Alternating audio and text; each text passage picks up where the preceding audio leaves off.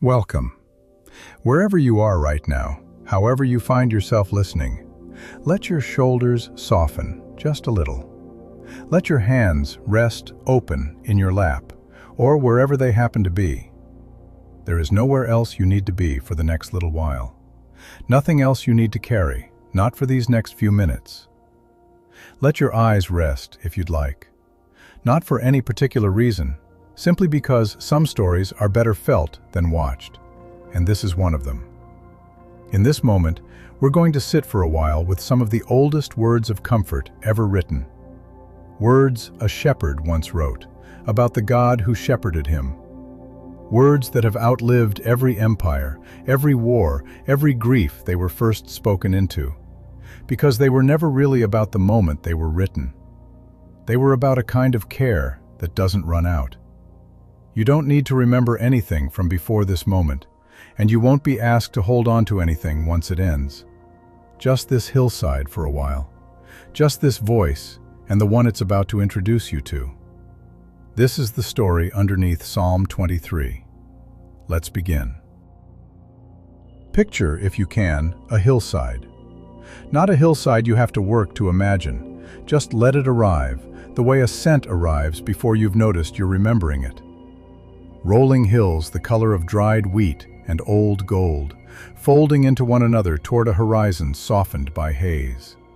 Somewhere below, a thin line of green traces the path of water. Not quite a river, more the memory of one, pooling in low places, patient. Stone the color of bread crust, scattered like something a giant once set down and forgot to lift again. A single tree, twisted by wind, casting a shade wide enough for a man and his flock to disappear into at midday, when the light turns everything white. Somewhere, faint enough that you might mistake it for imagination, the small sound of a bell. The kind shepherds tied loosely around the neck of one steady ewe, so that even with his eyes closed, even at a distance, he would always know exactly where his flock had wandered to. This is the hill country of Judea, 3,000 years ago, and no years ago at all, because weariness and fear and grief have never belonged to a single century, and neither has the comfort that answers them. Somewhere in this landscape is a young man, little more than a boy. Some traditions call him David, the same David who would, decades later, be called king, be called warrior, be called 100 things by 100 different people.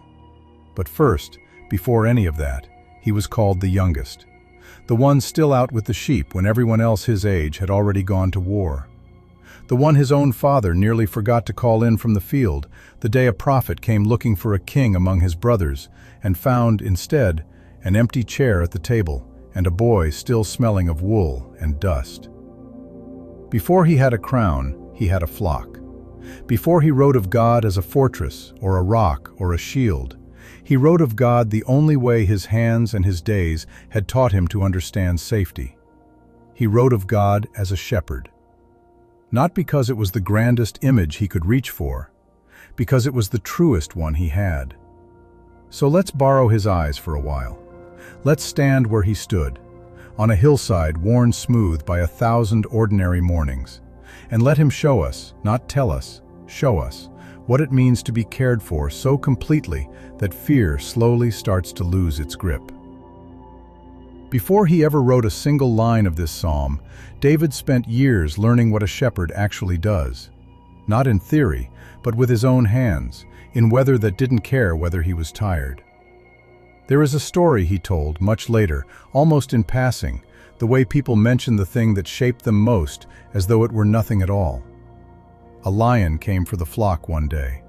Then, some other day, a bear. Both times, he said, he went out after the animal himself. A boy with a staff and a sling against a predator that outweighed him many times over. And both times, he did not come back empty-handed. He did not come back having lost so much as one lamb. Picture what that actually meant for a moment. No village close enough to call for help.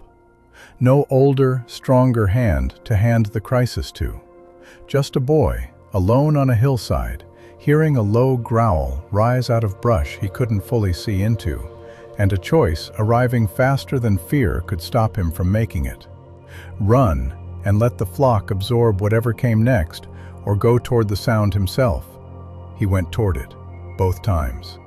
Not because he wasn't afraid, because somewhere in him already was the conviction that the flock's safety was worth more than his own comfort, a conviction no one had taught him, that he had apparently reached on his own, alone, on some ordinary afternoon no one else was there to witness. He never told this story to boast. He told it once to explain why he was not afraid of a giant everyone else in the army was afraid of. Something in him had already learned, on ordinary hillsides no one was watching, what it costs a shepherd to keep a flock whole. He had already paid a small piece of that cost himself, more than once, before anyone thought to notice. That is the man who wrote what we're about to sit with. Not a poet who had only ever imagined danger. A shepherd who had bled for his sheep, quietly, long before he ever wrote a word about a shepherd who would do the same for him. "The Lord is my shepherd, I shall not want." 6 words in the old tongue, barely more in ours, and yet entire libraries have been written trying to explain what they mean, and none of them explain it as simply as watching a flock at rest. A sheep does not calculate. It does not weigh its options, does not consider alternatives, does not lie awake running through everything that could still go wrong. When it is well shepherded, it simply stops. Stops scanning the horizon for wolves. Stops testing every shadow for danger. Its whole body settles, legs folded beneath it, breath slowing, because somewhere at the edge of its awareness, it can hear him, the shepherd, the sound of him moving among the flock, low and unhurried, a presence more than a noise. That is the whole of the first line. Not a promise that nothing difficult will happen, a confession that whatever happens, want will not be the name of it. Provision will be. Presence will be. Not because the shepherd has emptied the world of every danger, but because the shepherd has never once, not for a single hour, looked away. Maybe you have spent a long time now waiting to feel that kind of settled. Maybe you have done the sum so many times, what's missing, what's owed you, what you still lack, that the idea of simply lying down without finishing the count feels almost irresponsible. Let it be irresponsible, just for a while. Let the shepherd keep the ledger for now. You do not have to earn the lying down. The sheep never did. The Lord is my shepherd. Let that settle over you, the way dusk settles over a hillside. Not all at once, but so gradually you can't quite name the moment it arrived. There is one more thing worth knowing about that hillside before we move on. In that part of the world, it was common for several flocks to share the same well, the same wide stretch of good grazing. Dozens, sometimes hundreds of sheep, mingled together at midday, indistinguishable to anyone watching from a distance. And yet, when it came time to separate them again, no shepherd ever needed to check for a mark or a brand. He simply called. A particular sound, low and familiar, that flock had learned before it could have told you why it trusted that sound above every other. And out of all those mingled, near-identical sheep, his own would lift their heads, disentangle themselves from strangers, and come. Not because they were cleverer than the rest, because they had spent enough ordinary days close enough to that one voice that it had become, without their ever deciding it should, the sound their whole body relaxed into. 100 other shepherds could have called that same afternoon, in 100 other tones, and it would have meant nothing to them. But this voice, this particular voice, they already belonged to, long before they understood what belonging meant. Maybe you have wondered, more than once, whether you are just one voice among a great many indistinguishable others. Whether anything about you in particular is known, actually known, the way that flock was known. The psalm does not ask you to take this on faith alone. It asks you to notice what already happens in you. Some voices you have learned to trust before you can explain why. Some presence you recognize, the way that flock recognized one call out of 100 without ever being taught the trick of it. That is not an accident. That is the beginning of being shepherded. Perhaps, even now, some quiet part of you is listening for exactly that voice, has been listening for longer than you realized, underneath all the noise of an ordinary day. He maketh me to lie down in green pastures. He leadeth me beside the still waters. Here is something shepherds in that country knew that most who read these words no longer do. A sheep will not drink from moving water. Something in its nature refuses a river with a current, a stream with a voice of its own. Too much noise, too much motion. What a sheep needs is water that has gone quiet. A wide, slow bend where the current has forgotten to hurry. A still pool cupped in stone. So the shepherd goes ahead. Before the flock ever arrives, he is already there. Sometimes damming a trickle with stones. Sometimes simply finding the place where the water has already learned to be still. He does the work of stillness before he ever asks the flock to drink from it. He maketh me to lie down. Not, he waits for me to lie down. Not, he suggests I might consider resting if it's convenient.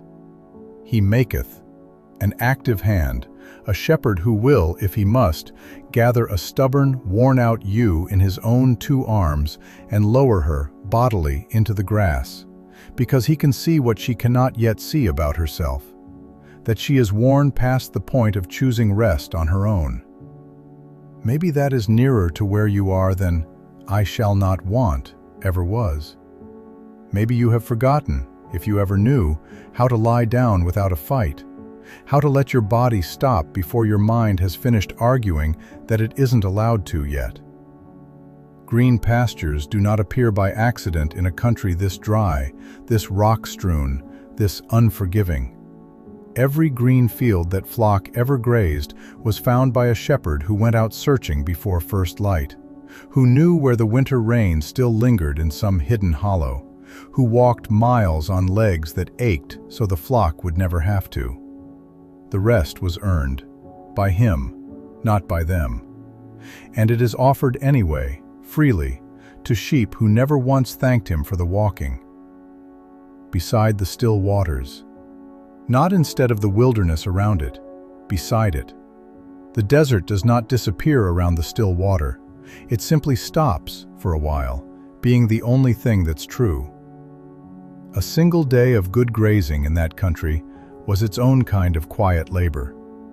Before the flock ever set out, the shepherd had already walked the ground, checking for the low, poisonous plants that could sicken a careless grazer, checking that no snake had made a home in the grass overnight, checking the loose stone at the field's edge that kept the flock from wandering too near a drop. Then, for hours, very little happened at all. The flock grazed. The sun moved, unhurried, across a sky with nothing urgent in it. Somewhere, that same small bell rang softly every time one ewe shifted her weight, an ordinary sound that had long since stopped meaning anything except that all was well. The shepherd sat, often, at a small distance, near enough to notice everything, far enough not to crowd a single moment of the rest he had gone to such trouble to provide. This is worth sitting with for a moment. An entire day, planned and prepared for in careful, unglamorous detail, so that a flock of ordinary sheep could do essentially nothing at all. No great event, no dramatic rescue, just grass and stillness, and a shepherd content to watch it happen. Maybe comfort, for you right now, does not need to look dramatic either. Maybe it is allowed to look like an ordinary hour, carefully prepared for by someone who checked the ground first, so that all that's left for you to do is exactly what that flock did. Nothing at all. He restoreth my soul. He leadeth me in the paths of righteousness for his name's sake. There is a particular danger sheep face that has nothing to do with wolves. Shepherds, in some old accounts, call it being cast down. A sheep that has settled onto its back, in a hollow or against a stone, and simply cannot right itself again. Its own wool, its own weight, works against it. Left alone, it will die there in plain sight, having done nothing wrong except lie down at the wrong angle in the wrong hollow. It is not a sick sheep. It is not a bad sheep. It is only a creature built in a way that means, sometimes, it needs another set of hands to turn it right side up again. Each evening, without fail, the shepherd counted his flock. Not once, quickly, but carefully, sometimes running a hand along each sheep's back as it passed beneath a raised staff at the fold's narrow entrance, so that touch confirmed what sight alone might miss in failing light. 99 was never, to him, a satisfying enough number if the flock had left that morning as 100. He counted because he had already decided, long before any sheep went missing, exactly what he would do the moment one did. Some shepherds in that country went further still, giving low, particular names to sheep they had raised from lambs, sounds no census would ever record, meaningless to anyone outside that one small, ordinary relationship. A name for the ewe who always wandered left. A name for the lamb born during the worst storm of a hard winter.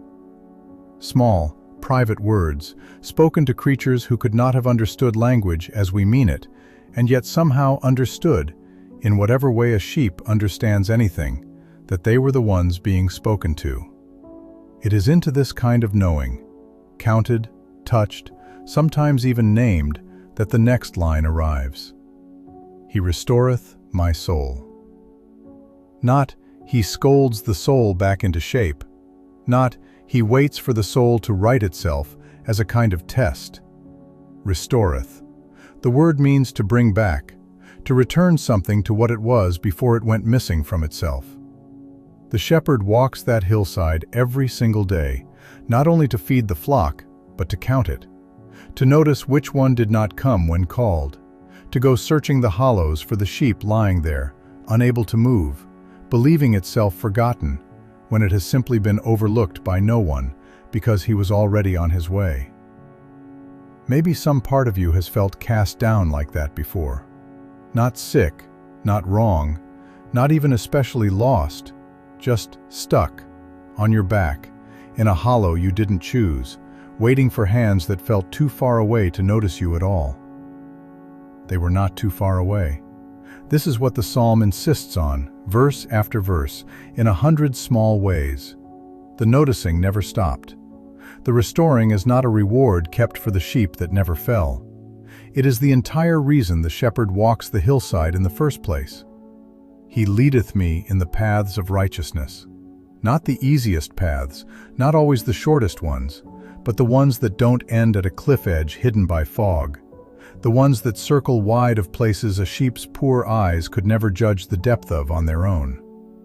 Some of those paths switched back on themselves so many times along a single slope that a sheep walking it for the first time could never have guessed which direction actually led towards safety, and which simply looked, from where it stood, like the more obvious way forward.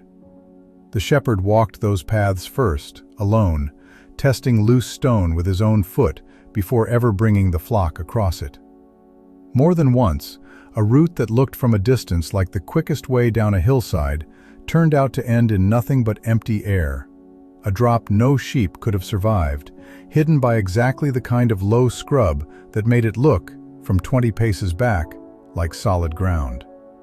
He knew those hillsides the way you know the rooms of a house you've lived in long enough to walk through in the dark. Every hidden ledge, every path that looked right and wasn't. And so, when he led, the flock was never really choosing its own way at all.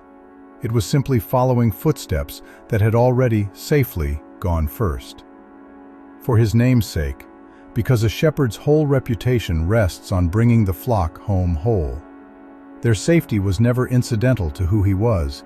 It was the very thing his name meant to anyone who ever watched him work. He restoreth my soul. Say that back to yourself, slowly, and notice that it is not a question. It is already finished. It is already true.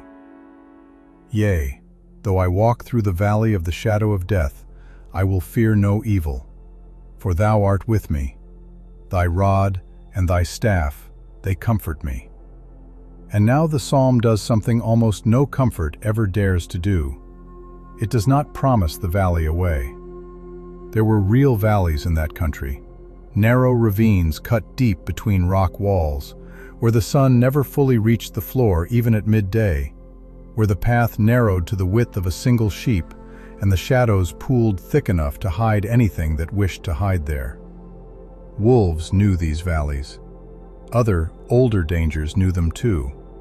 A shepherd moving his flock from summer pasture to winter pasture had no choice, eventually, but to lead them straight through one. Picture it with him, just for a moment. The light narrowing to a blade overhead. The sound of the flock's own hooves growing louder against close stone.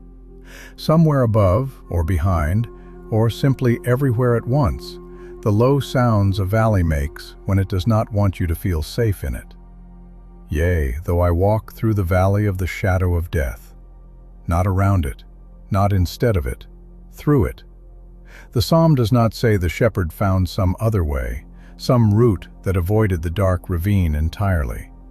It says the flock walked through the exact place where death cast its longest shadow and came out, on the far side, still whole.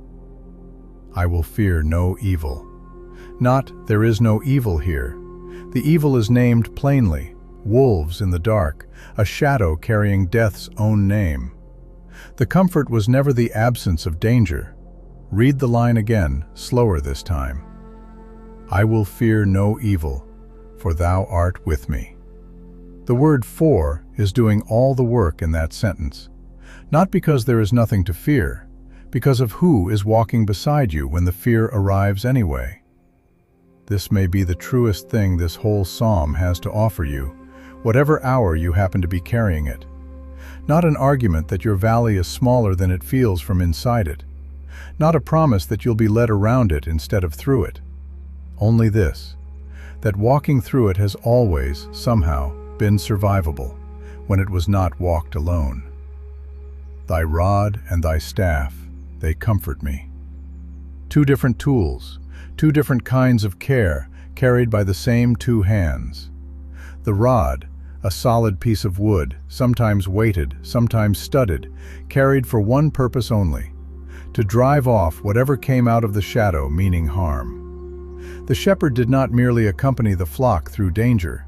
He stood ready, with his own strength if it came to that, between the flock and whatever the valley held.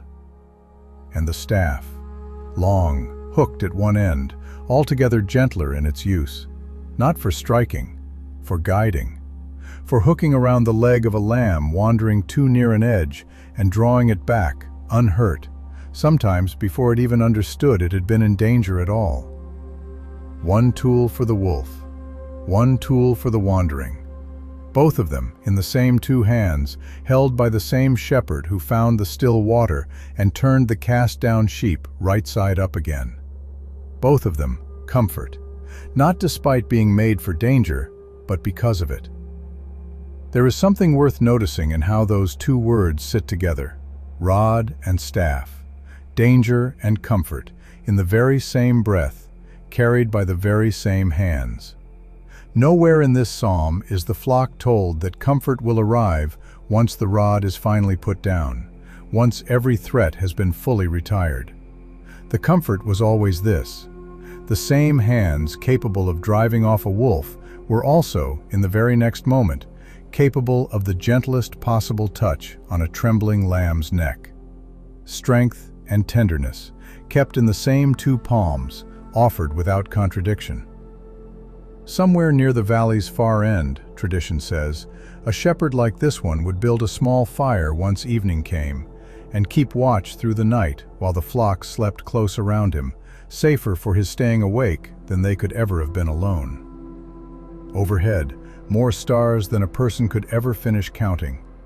Around him, the slow, even breathing of 100 creatures who had stopped being afraid because he had not. Now and then, through the night, he would rise without waking a single sheep, moving between them on feet that had learned exactly where the loose stones lay, resting a hand briefly on the flank of one restless lamb until its breathing slowed to match the rest. No sheep ever thanked him for this. Most of them, most nights, never even fully woke to notice it had happened. He was not tired of the watching. That is, perhaps, the quietest miracle in the whole of this psalm. A shepherd who never once treats the keeping of his flock as a burden he is owed relief from. Thou preparest a table before me in the presence of mine enemies. Thou anointest my head with oil. My cup runneth over. And then, just as suddenly as the valley opened, the psalm sets a table. Not after the danger has passed. Not once the enemies have finally been driven off, out of sight, out of memory. In the presence of mine enemies, while they are still watching. While the danger, whatever shape it took, is still close enough to see from where you're sitting. There is an old shepherding practice worth knowing here. Before leading a flock up into a high mountain pasture for summer grazing, a good shepherd would walk the ground alone, first on foot, checking for the low, easy-to-miss dens of predators, clearing them out, making the ground safe before a single sheep ever set hoof on it. The table, the good pasture, the safe ground, it was prepared. In advance. By hands the flock never once saw doing the work. Thou anointest my head with oil. In the heat of that country, flies would gather thick around a sheep's head, around its eyes, laying eggs that could, left unattended, cause real and lasting harm. So the shepherd, again and again, season after season, would take oil, sometimes mixed with something bitter enough to keep the insects away, and work it gently into the wool at the crown of each sheep's head. A small thing.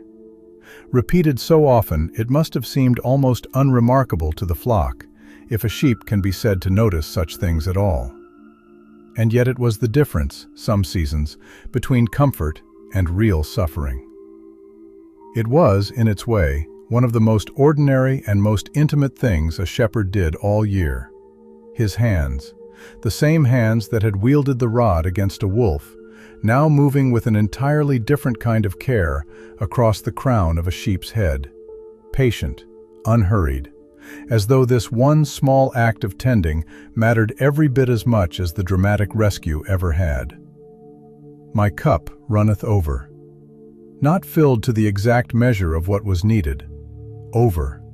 Spilling past the rim, more than the moment required, as though the shepherd could not quite help himself, as though care, once it starts flowing toward you, does not know how to stop precisely at enough. Maybe you have spent a long time believing comfort has to wait until the danger is fully gone. Maybe you have told yourself you'll rest once the enemies, whatever shape yours have taken, are finally, completely out of the picture. The psalm does not ask you to wait that long. The table is set now, in the presence, not the absence. Surely goodness and mercy shall follow me all the days of my life, and I will dwell in the house of the Lord forever. And so the psalm turns, at the end, from a single hillside to an entire life. Surely goodness and mercy shall follow me. Not goodness and mercy waiting somewhere up ahead, hoping to be caught up to eventually. Follow, behind, keeping pace, present on every day already lived and every day still to come. Not one fortunate season. All the days of my life, the hard ones included, especially the hard ones. A shepherd's year in that country was never one long, identical season. Winter meant leading the flock down to sheltered, low ground, sometimes through cold that cracked the earth. Summer meant the opposite journey, up into high pasture while the lowlands baked dry and useless. Lambing season meant nights without real sleep, waiting up for births that did not always go easily. There was no single, permanent green pasture that simply stayed green forever, immune to the turning of the year. There was only a shepherd who kept leading, season after season, toward whichever ground currently held what the flock needed, and away from whichever ground no longer could. It's worth noticing what the shepherd-turned-poet does not say here. He does not say every day will be a green pasture. He has already told us about the valley. He does not say the wolves stop coming. He has already told us about the rod kept ready at his side. What he says instead is smaller than that, and somehow larger too. That goodness and mercy will follow him through all of it, the green pastures and the shadowed valleys both, the same way the shepherd followed the flock through both, never once turning back at the mouth of the ravine. And I will dwell in the house of the Lord forever. Not a visit, not a season. Dwell, the word of someone who has finally stopped waiting to be sent away. Forever, not so much a length of time as an end to the fear that the caring might someday run out. This is where the psalm has been walking us all along, without ever quite announcing it.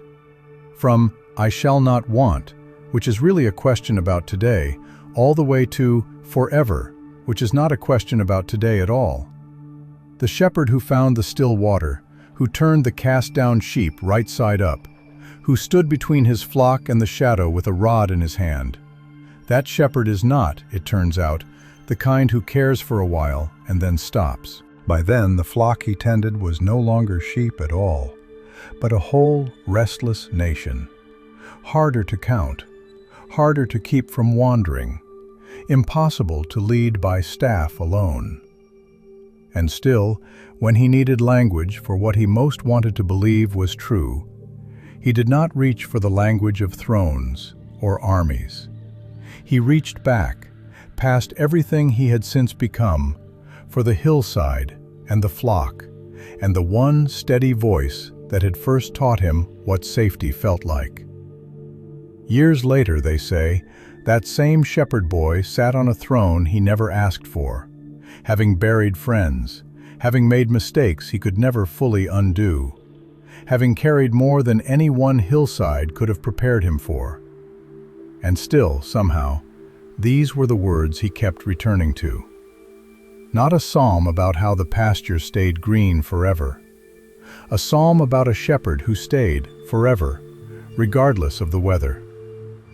However long you have been carrying whatever you are carrying, this psalm was not written for people who already have it together. It was written by a man who spent years in real wilderness, real danger, real enemies with real weapons, and who somehow, from inside all of that, found his way to overflowing cups and a house that never once asked him to leave. The Lord is my shepherd, I shall not want.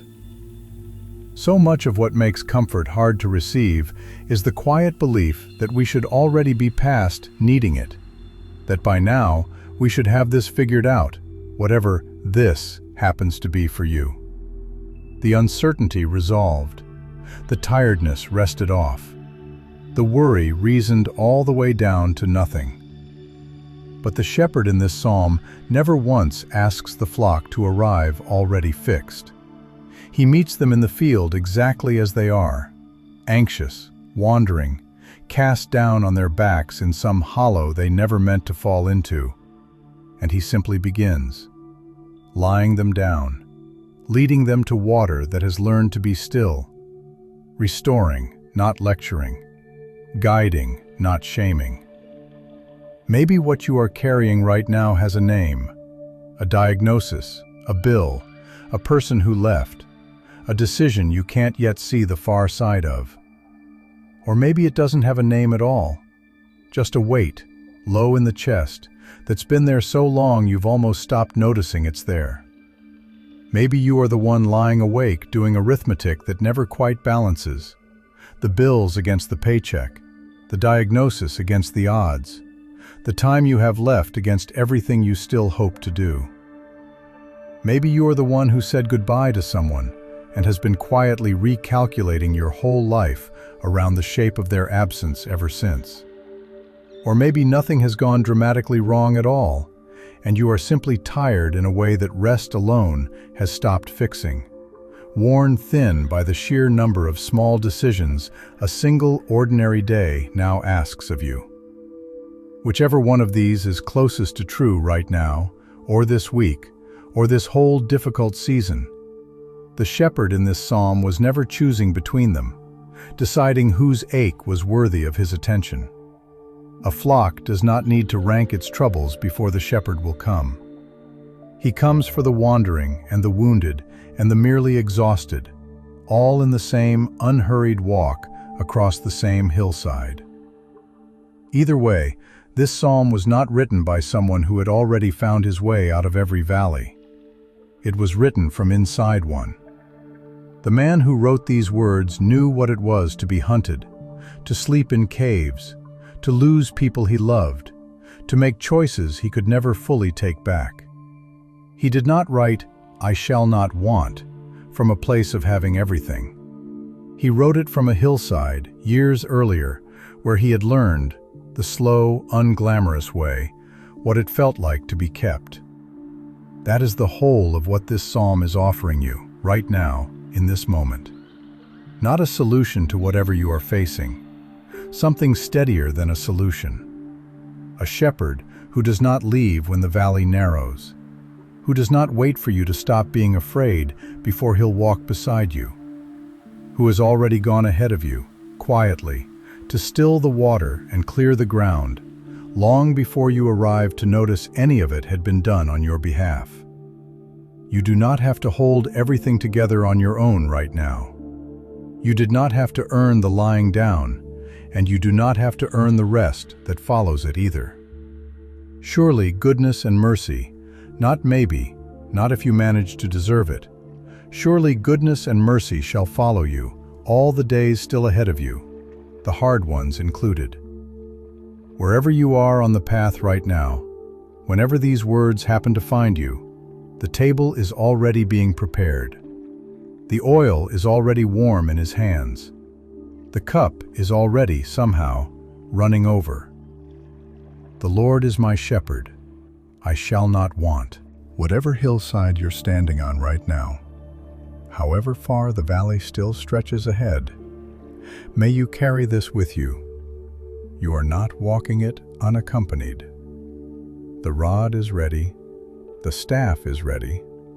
The table, somehow, impossibly, is already being set, even here, even now, even in the presence of everything still standing in your way. May goodness and mercy follow you, not somewhere ahead, waiting to be earned, but close behind, keeping pace, the way they always have, whether you notice them there or not. And may you find your way, again and again, back to still water, back to green pasture, back to rest that asks nothing of you first. There is nothing left to solve right now, nothing left to carry that wasn't already, quietly, being carried for you before you ever noticed the weight of it. The shepherd has already gone ahead, the water is already still, the table is already set. The Lord is my shepherd. I shall not want. Go gently now, wherever this next stretch of your day or night may lead you. May you carry this quiet with you into it.